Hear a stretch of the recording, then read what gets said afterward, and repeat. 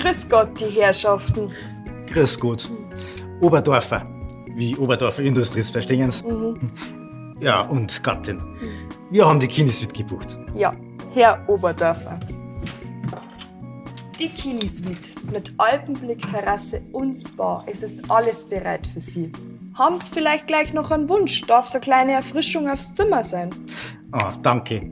Sehr liebenswürdig, meine Liebe. Aber was ich wirklich bräuchte, wäre eine Ladestation für unseren Taycan. Porsche.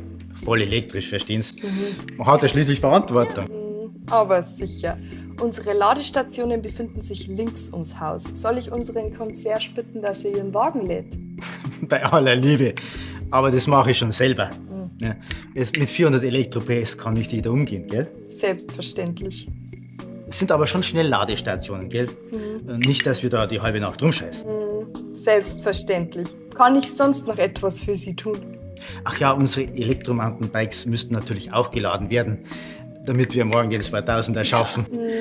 Haben schließlich extra starke Akkus. Das neueste Modell. Gell? Die gibt es eigentlich noch gar nicht auf dem Markt. Selbstverständlich. Sie haben Ihre eigene Fahrradbox im Souterrain. Hier ist der Schlüssel. Ach ja, und meine Frau hat zu Hause meine elektrische Zahnbürste vergessen, gell? Kein Problem. Darauf sind wir vorbereitet. Meine Frau hat halt einen absoluten Elektrofreak geheiratet, gell? Verstehe. Kann ich sonst noch etwas für Sie tun? Ach ja, wenn Sie noch ein Ladekabel hätten für mein Airbook und vielleicht eine kabellose Ladestation für mein Smartphone. Aber sicher.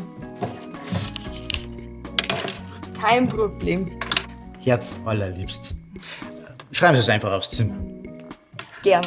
Haben die Herrschaften dann sonst noch einen elektronischen Wunsch? Die Gattin vielleicht? Tja, meine Frau kann halt mit elektronischen Sachen gar nicht umgehen, gell? Wieso, was hätten Sie denn noch? Voll elektronisch. Also ich muss doch schon sehr bitten. Komm, Mausi. Lass doch die junge Frau mal ausreden. Unglaublich. Das ist das neueste Modell aus 2022. Umweltbewusste Akkuladung, 3 verschiedene Stufen. Schnellladestation? Sowieso. Unterstützt durch die private Landbrauerei Schönram.